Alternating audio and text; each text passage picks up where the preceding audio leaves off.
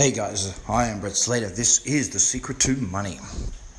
Today's video is going to be on Jordan Peterson. I found an old interview. As you can see, he's got more hair, he's not so grey, a little bit of weight, but the message is just as good.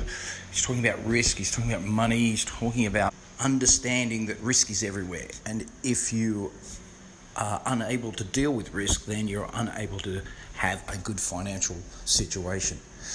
Let's get straight into it. Like I said, I am Brett Slater. This is The Secret to Money. There is no secret. There is no secret. Like, subscribe, share if you feel that this is going to help you, and enjoy. If you're accustomed to keeping things in the fog in general, you're going to keep yourself in the fog with regards to your investments, because in some sense everything you do is an investment, right? I mean, some of it's quantified in monetary terms, but you're always investing in one manner or another. And so I think if your character has been disrupted by your persistent attempts to deceive yourself about the nature of reality, you're going to be a financial train wreck. And I mean, I've certainly seen that in my clinical practice. I've seen people burn through amounts of money that you wouldn't think someone could burn through in that short a period of time because of self-deceptive blindness. If you have a high IQ and you're conscientious, which is another trait, then you're more likely to be financially successful, say, by the time you're in middle age. And so that looks like two temperamental traits whose presence enables you to beat randomness over time. So those traits work very well in this society at this time, but you can also argue that that's also a matter of chance, because there wouldn't be unconscientious people if at some point in the past unconscientiousness hadn't aided their survival. So what constitutes beating a system depends on the parameters that you put around the system. And you can think the same thing about, well, look at how successful he is. Okay, you mean financially. All right, so then, well, how's his health? How's his marriage? How are his relationships with his children? What price did he pay for his wealth? Like as you add dimensions of evaluation, whether that particular person won or lost might not be so self-evident. Well, they gamble partly because it's fun. And I mean that technically. Most of the neurochemicals that your brain produces that are associated with the kind of pleasure that people really like, which is like, for example, the kind of pleasure that drugs like cocaine produce, are produced by risky behavior that has the potential for high return. We like that sort of thing. And people are wired so that they're more responsive to the probability of something good happening than even to the good thing. So, for example, we know that if people win the lottery, a year later they're about the same as they were. No better, no worse. So actually winning all that money has a limited long-term impact on their happiness. That's probably more determined by their trait temperament. But the lead up to the good event, that's the exciting part. It might happen. That's excitement. And that's produced by, like, gambling will produce that, especially for some people, because some people are really susceptible to that kind of reward. Everyone's susceptible to it to some degree, and that can be manipulated, and that's what slot machines do. Like, slot machines manipulate the human propensity to engage in a certain kind of gambling behavior. And why do people gamble? Sometimes taking a risk really pays off.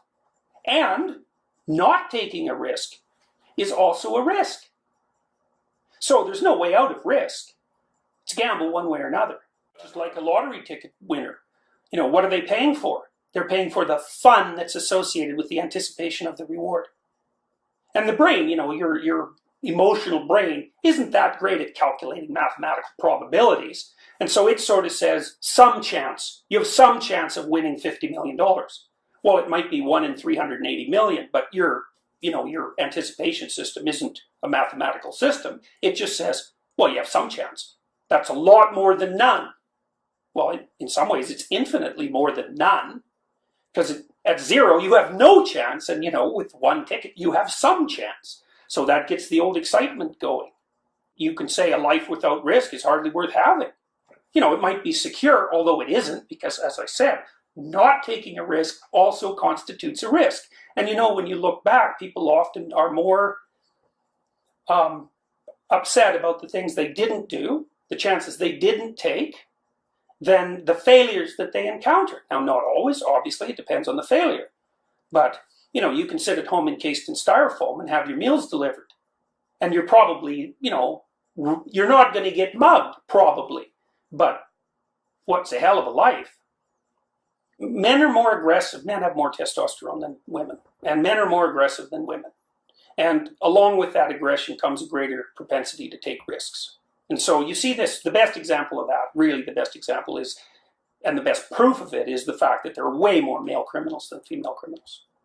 Like, way more. And usually if you get a female criminal, you know, she's tangled up with some guy that dragged her along. I mean, not always, obviously, but it's like 10 to 1.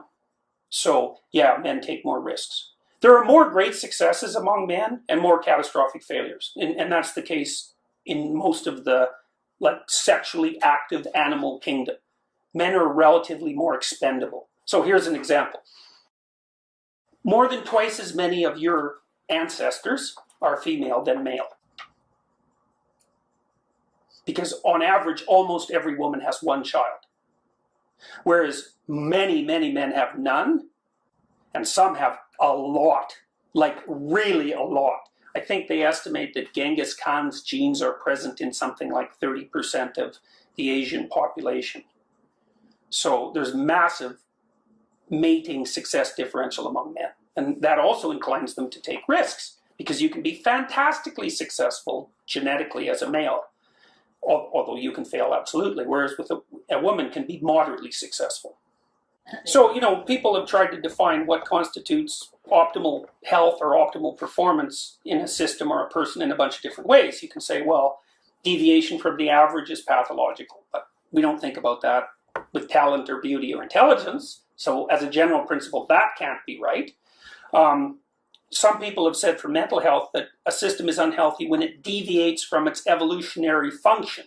Well, I don't buy that, because it's very difficult to specify the evolutionary function of all sorts of things. So that just doesn't solve the problem for me. What seems to happen, as far as I can tell, is that things are useful up to a certain point, and once they dominate, and sort of like the Cyclops image, with the Cyclops only seeing one thing. If you get too single-minded about anything, any virtue, or any behavior for that matter, it hits a point where it starts to turn back on itself, and then you've gone too far.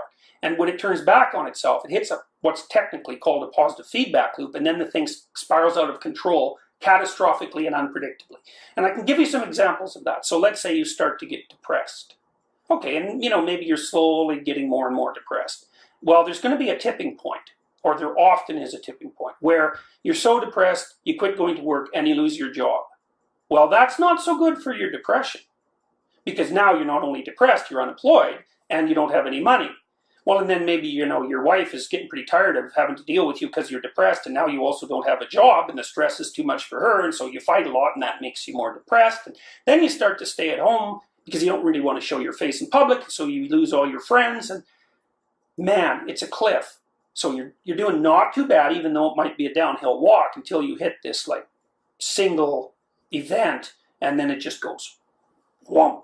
You know, because being unemployed makes you more depressed, and that makes it less likely that you're going to look for a job. And you can, okay, with alcoholism, and other forms of addiction, what seems to happen to me is that you hit the positive feedback loop point when you start using the drug to cure its own withdrawal symptoms. So you're not in trouble with cocaine until you start using it because the cocaine has made you feel bad in the withdrawal. Same with alcohol. You're all shaky and you got the shakes and so on, and you figure out one day, Jesus, shot of vodka, I'm good. Yeah. No. You're firmly in the grip of the devil at that point. And I think a lot of systems are like this. They work fine, but as they get more and more exaggerated, they get closer and closer to a tip-off point, and then the tip-off point is where all hell breaks loose. And virtues are even like that. So we know, for example, that conscientiousness is a trait, and conscientious people are industrious and orderly. So it's like the Protestant work ethic. Okay. We also know that orderliness is grounded in disgust sensitivity. Okay. We know that orderly people on average have better hygienic habits and they live longer. But they're also more inclined to radically disapprove of homosexual behavior. They're also more anti-foreigner because they have a real tight me, not me discrimination system, and they're disgusted by what's not me. Well, that's good. You don't like dirt. And you can be sure that among our forefathers, it was very frequent if you were an explorer and you went out to meet a bunch of strangers, you and your whole damn crew were dead 3 weeks later. Because they gave you some disease you have no resistance to whatsoever, and it just wiped you out. I mean, that's what happened to the Native Americans. And it wiped out 95% of them. You know, this is a deadly thing. Anyways, as orderliness increases in its intensity, it starts to shade into like vicious intolerance. So the fascists, for example, the Nazis, were orderly. They didn't like parasites. And they thought of anything that wasn't just like them. Their corporate body, the Aryans, was a parasite and it should be eradicated. That's a pretty good idea when you're eradicating parasites. I mean, Hitler tried to get rid of tuberculosis to begin with. But then the question arises, what's a parasite? At some point, it's like everyone who isn't me.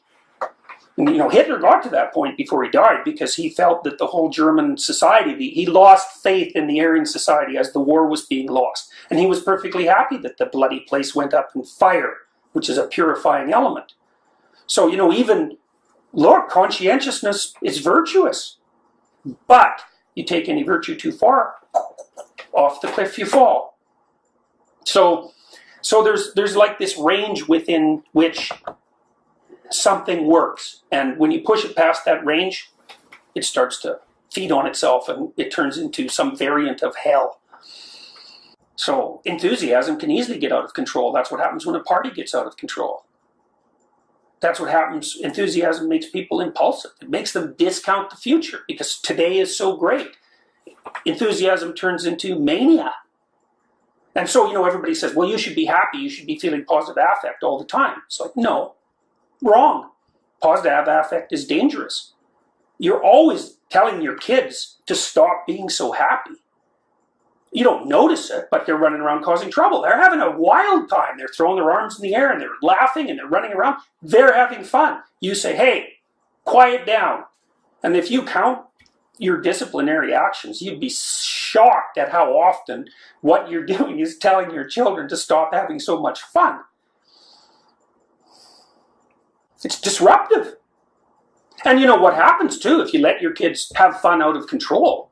Sooner or later, one of them bangs their head on a table or falls down the stairs or gives another kid a poke or, you know, like it will, or breaks something or, you know, it isn't just that it bothers people. It's that it's the Dionysian danger. It's orgiastic danger.